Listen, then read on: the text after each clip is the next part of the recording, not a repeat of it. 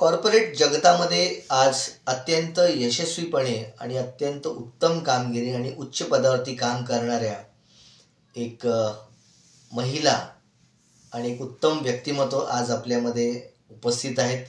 मी आपल्या सर्वांच्या वतीने त्यांचे या ठिकाणी खूप खूप स्वागत करतो. रोहिणी शिंदे पगारे मॅडम, आपले या स्टुडिओमध्ये खूप खूप स्वागत. नमस्ते. तुम्हाला आणि तुमच्या सर्व प्रेक्षकांना नवीन वर्षाच्या हार्दिक शुभेच्छा. आपण कॉर्पोरेट जगतामध्ये गेल्या अनेक वर्षाचा आपल्या कामाचा अनुभव आहे, तर आमच्या प्रेक्षकांना जाणून घ्यायला आवडेल की नेमकी आपल्या कामाची पद्धती काय आहे? मी गेली 25 वर्ष एका इंटरनॅशनल डिस्ट्रीब्युटर आमची कंपनी आहे, जी कॉर्पोरेट लेवलला आहे.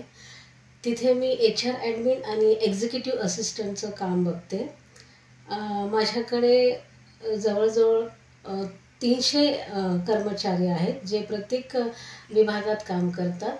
सेल्स पर्सन आहे, ट्रेनर आहे आणि माझी जी MD आहे ती वेलनेस ॲम्बेसेडर आहे आणि त्या अंतर्गत आम्ही ॲक्टिव्हिटीज चालवतो. आता सध्याच आमचं एक लॅब झालं, तर ते इंटरनॅशनल लेवलवरती आमचं काम आहे. आणि माझं इथलं कामाचं स्वरूप असं की मी HR ॲडमिन असल्यामुळे जे पण ॲडमिनिस्ट्रेशनच्या संदर्भातले कामं आहेत, वेंडर्सचे आहे, एम्प्लॉईजच्या रिलेटेड काही क्वेरीज असतात किंवा काही त्यांचे इश्यूज असतात, तर ते ॲडमिनिस्ट्रेशन लेवलचं काम आहे.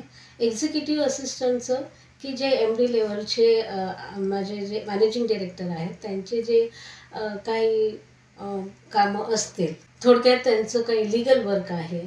कारण मी लॉ केलेला आहे, त्याच्यामुळे काही लीगल संदर्भात काही त्यांचे लेटर्स वगैरे आहे त्यांचं हँडल करणं म्हणजे त्यांचं एक्झिक्युटिव्ह वर्क, त्यांचं जे काही असेल, त्यांचे मीटिंग शेड्यूल म्हणा किंवा त्यांचं प्रोफाईल सांभाळणं म्हणा, तर ह्या सगळ्या गोष्टी मी करते. आम्हाला सर्वांना हे जाणून घ्यायला आवडेल की साधारण तुमचं शालेय शिक्षण किंवा त्यानंतरचं पदवीचं शिक्षण किंवा उच्च शिक्षण आपण जे घेतलं ते आपण कुठून घेतलं आणि आपल्या कुटुंबाविषयी जाणून घ्यायला आम्हाला आवडेल. अतिशय माझ्या मनाला आवडता विषय विचारला. शालेय शिक्षण माझं विक्रोळीच्या विद्याबंदर हायस्कूलमधून झालं. मराठी माध्यमातून मी शिकलेली आहे. आणि माझं कॉलेज महाविद्यालयीन शिक्षण हे SNDT माटुंगा MMP शाह कॉलेजमधून झालेलं आहे. शाळेचं म्हटल्यावरती शाळेमध्ये खूप म्हणजे मनसोक्तपणे आम्ही जे आमचं परिवार, जो मित्रपरिवार आहे तो अजूनपर्यंत आम्ही टचमध्ये आहे. जवळजवळ आम्ही 150 लोकं आमचे मित्रमैत्रिणी आहेत. पण शाळेमध्ये इतकं एन्जॉय केलेलं आहे. उदाहरणार्थ शिक्षणासोबत अदर ॲक्टिव्हिटीज पण, म्हणजे डान्समध्ये भाग घे किंवा नाटकामध्ये भाग घे किंवा फॅशन शो, त्यावेळी फॅशन शो पण चालायचे ज्याला आपण वेशभूषा म्हणायचो, तर त्याच्यामध्ये भाग घेणं, RSPमध्ये भाग घेणं, सतत आमचं ग्राउंड हे आमचं एक संकुल तयार झालं होतं मैत्री कट्ट्याचं. आणि शाळेमध्ये असताना अभ्यास तर करावाच लागायचा, त्याच्याशिवाय आपण पुढच्या इयत्तेत जात नाही. तर असं शिक्षण घेता घेता 10वीपर्यंत मी हे सगळं चालूच ठेवलं होतं. त्याच्यानंतर महाविद्यालयीन शिक्षण घेताना हेच जे अंगातले गुण होते तिथे पण ते झळकवले. तिथे मग आम्ही NSSमध्ये गेलो. त्याच्यानंतर तिथे सोशल ॲक्टिव्हिटीमध्ये आम्हाला कसं वावरायचं त्याबद्दल शिक्षण देण्यात आलं. तिथे मी आर्ट्स विषय घेतला, कलाक्षेत्र मला आवडतं म्हणून. आणि तिथे ग्रॅज्युएशन झाल्यानंतर मग मी सिद्धार्थ कॉलेजला लॉसाठी ॲडमिशन घेतलं. तिथे माझं असंच खेळकर स्वभाव असल्यामुळे आणि अभ्यासाची आणि काही नवीन गोष्टी ग्रहण करण्याची मला आवड असल्यामुळे तिथेही तोच प्रवास हा चालत राहिला. माझे वडील हे कस्टम अधिकारी होते, त्याच्यामुळे ते कडक शिस्तीचे होते. आणि त्या कडक शिस्तीचा मला असा फायदा झाला की माझं आयुष्य मला शिस्तीत घालवता आलेलं आहे आत्तापर्यंत. मी एकुलती एक असल्यामुळे, मला 2 भावंडं आणि मी एकुलती एक असल्यामुळे आईचा कल होता की शिक्षण तर घ्यायचं, पण सोबत तुला धुणं, भांडी, भाजी, भाकरी. आई मला नेहमी म्हणायची की निदान तो नवरा कामावरून आला तर बाई त्याला चहा तरी उकळून देता आलं पाहिजे, त्याच्यासाठी तू स्वयंपाक करायला शिक. हे आईचं असायचं. आणि बाबांचं असायचं की नाही, तू ते शिकशीलच, आपोआप अंगावरती पडल्यावरती आपल्याला कोणतंही काम ते म्हणतात ना की पाण्यात पडलं की पोहता येतं, त्या पद्धतीने बाबांचं म्हणणं होतं की ते तर तुला येणारच, तुला करावंच लागणार आहे, पण तू शिक्षण आधी घे, स्वतःचं करिअरकडे तू लक्ष दे आणि त्याच्याप्रमाणे चाल. त्याच नंतर वक्तशीरपणा हे त्यांच्याकडून शिकत आल्यामुळे मला आज व्यवस्थितपणे काम करण्याची शिस्तबद्ध आणि वेळेचं मेंटेन करायचं ही सवय बाबांकडून आली. आईने तर मला स्वयंपाकाचे धडे दिलेच होते. त्याच्यामुळे मला चहा, तिला मी म्हणायची, मी चहा काय माझ्या नवऱ्याला बिर्याणी पण करून घालू शकते. इथपर्यंत त्यांनी मला योगदान म्हणजे त्यांनी मला वाढवलेलं आहे. आपण दोन्ही भूमिका त्यात निभावता. आपण एक वर्किंग वुमन पण आहात आणि आपण एक उत्तम गृहिणी पण आहात. तर हा समतोल आपण कसा राखता? अतिशय सुंदर प्रश्न तुम्ही विचारलेला आहे. वर्किंग वुमन आणि हाऊसवाईफ म्हणजे गृहिणी आणि प्रोफेशनल याच्यामध्ये तुम्ही कसं बॅलन्स करता. मी लग्नाच्या आधीपासून मी नोकरी करत होती. लग्न झाल्यानंतर नोकरी केली. पण नवीन नवरी असल्यामुळे मला खूप अडचण गेली. म्हणजे कामावरून यायचं आणि प्लस घरामध्ये सुद्धा काम करायचं. खूप तारेवरची कसरत होती. माझी चिडचिड व्हायची. पण माझ्या नशिबाने मला सासर इतकं छान मिळालं की माझा नवरा, माझी सासू, माझ्या नंदा यांनी अतिशय मला सुरुवातीपासूनच सांभाळून घेतलं. माझ्या नंदा ह्या शिक्षकी पेशात असल्यामुळे त्यांना महत्त्व वाटत होतं शिक्षणाचं. तेव्हा त्यांनी मला कधीच, म्हणजे इव्हन सासूने सुद्धा कधीच मला रोखलं नाही. माझी सासू खेडेगावात आलेली, पण विचारसरणी तिची अतिशय चांगली. मला कोणीच त्यांनी सांगितलं नाही की तू काम करू नको, आहे ना आपलं जे काही चटणी भाकर आहे ते खायची नाही. त्यांनी मला नेहमी सांगितलं आणि माझं आतून म्हणणं होतं की मी नेहमी जगाच्या बरोबरीने चालण्याचा माझा सतत प्रयत्न होता. की आता हे नवीन नवीन टेक्नॉलॉजी आली, नवीन शिक्षण प्रणाली आली, काय आहे काय ही मनात सारखी उत्सुकता माझी असायची, नवीन नवीन गोष्टी शिकायची. जसं मला छंद होता क्रोशेट बॅग बनवायचा किंवा हस्तकलेचा, तसंच टेक्नॉलॉजीमध्ये काय नवीन नवीन शिकता आलं पाहिजे, मॉडर्न पद्धतीने काय ग्रहण करता आलं पाहिजे. उदाहरणार्थ आता समजा आपण एखादं कम्प्युटरचं शिक्षण घेतो, त्याच्यामध्ये टॅली आहे किंवा वर्ड्सचे ऑप्शन आहे किंवा DTP आहे, हे सगळं. त्याच पद्धतीने आता मी कॉर्पोरेट कंपनीमध्ये काम करत असल्यामुळे तिथे काय चॅलेंजेस आहेत ते पण शिकता आलं पाहिजे. त्या अनुषंगाने मी काम करत राहिले. पण माझ्या घरच्यांनी मध्ये कधी विरोध केला नाही. बेसिकली वर्किंग वुमन ज्यांच्या घरातून पाठिंबा नसतो त्यांना तर हे फारच चॅलेंज असतं. कारण तिकडे बॉस लोकांची तुम्हाला मिळतं जुळतं घ्यावं लागत असतं, कारण आपली नोकरी टिकवण्यासाठी. आणि शिवाय घरच्यांचा रोख पत्करू नये याच्यासाठी घरचं पण व्यवस्थित पद्धतीने तुम्हाला हँडल करावं लागतं. माझ्या बाबतीत तसं झालं नाही. मी तिथे कामाच्या क्षेत्रामध्ये हे करायचे आणि कोऑर्डिनेशन करायची, काही मीटिंग्स वगैरे असेल त्या करायची. पण घरी आल्यावरती मला मदत करायला माझी सासू वगैरे होती. पण मी त्यांच्यावरती पूर्ण लोड दिला नाही. मी माझ्या पद्धतीने सगळं संसारातलं हँडल केलं. काम करायचं, स्वयंपाक करायचा, पाहुणे आले की त्यांची उठकार बसकार करायची, हे सगळं व्यवस्थित मी हँडल केलं. त्यानंतर कंपन्यांमध्ये HR ॲडमिन असल्यामुळे मला मीटिंग्स वगैरे अटेंड करायच्या, त्या पण करायच्या.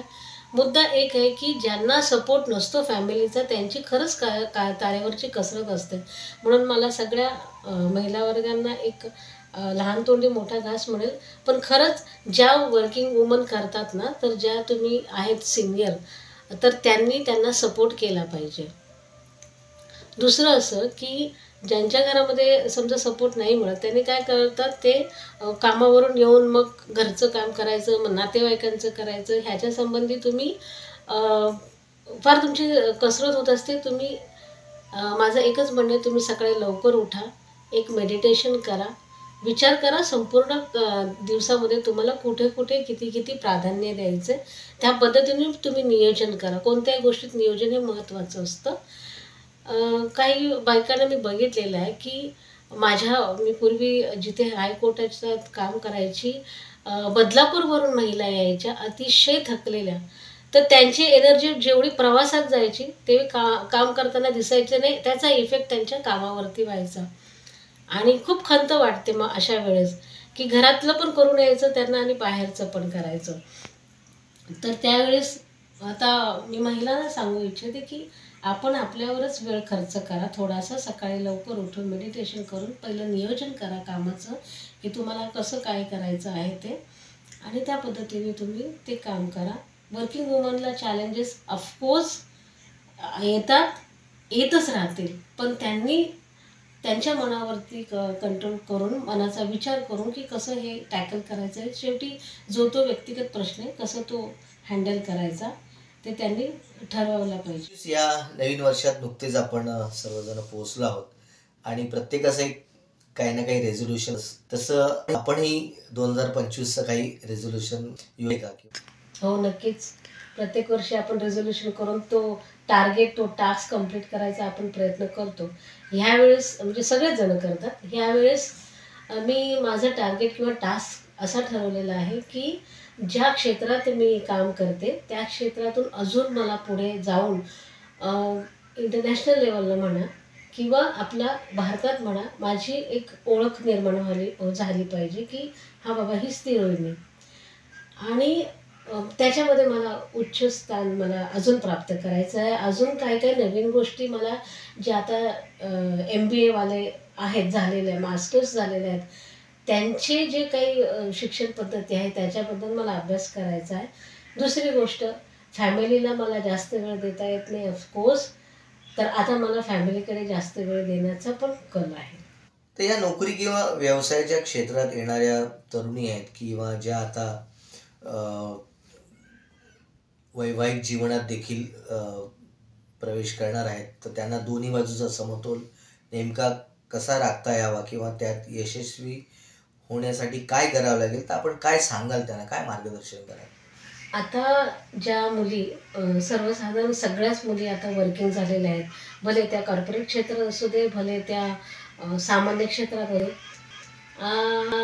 सगळ्याच मुली ह्या काम करू लागलेल्या आहेत. त्यांच्यासाठी मला एकच, आणि काम करता करता ज्यांचे लग्न होतात किंवा नवोदित आता लग्न होणार आहेत किंवा संसारात प्रवेश करत आहेत, त्यांच्यासाठी मला हे एकच सांगणं आहे. म्हणतात ना, की अनुभवावरून आपण सांगू शकतो, तुम्ही काम करताना कामाच्या ठिकाणी जेवढा वेळ देता ना, आणि जेवढं तुम्ही प्रफुल्लित वातावरण करून तुम्ही ते काम योग्य प्रकारे सादर करता, त्याच पद्धतीने तुम्ही घरी तुमच्या परिवारामध्ये पण तशाच पद्धतीने स्पोर्टिंगली हसत खेळत तुम्ही ते काम, घरचं काम करत जा. नातेवाईकांना, घरच्या लोकांना वेळ देत जा.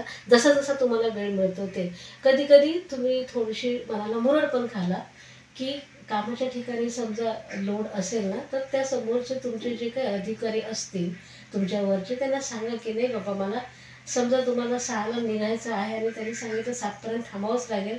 तुम्हाला ही गोष्ट माहिती आहे की मला 7पर्यंत थांबायचं, तुम्ही वेळेचं नियोजन करून तुम्ही ते काम 6पर्यंत संपवायचं, हा तुमचा टार्गेट ठेवा. थोडक्यात तुम्हाला मॅनेजमेंट आलं पाहिजे आणि त्रागा न करता तुम्ही शांतपणे मेडिटेशन करून मन शांत ठेवून दोन्ही ठिकाणी तुम्हाला कामाचं नियोजन करता येईल. तर या होत्या रोहिणी शिंदे पगारे मॅडम, ज्यांनी अत्यंत व्यस्त कामात असतात, परंतु अशा कामातून सुद्धा त्यांनी वेळात वेळ काढून तुम्ही आमच्या स्टुडिओला आलात आणि वर्किंग वुमनबद्दल इतकं भरभरून बोललात, त्याबद्दल चॅनलच्या वतीने आणि आमच्या प्रेक्षकांच्या वतीने आपले खूप खूप आभार. मी सुद्धा तुमच्या चॅनलचे धन्यवाद मानते आणि तुमच्या प्रेक्षकांना पण धन्यवाद मानते, की मला तुम्ही ह्या विषयावर, नोकरदार वर्गातील स्त्रियांच्या समस्या ह्या विषयावरती बोलायला, माझं मत मांडायला संधी दिली, ह्याबद्दल तुमचे खूप खूप आभार. धन्यवाद.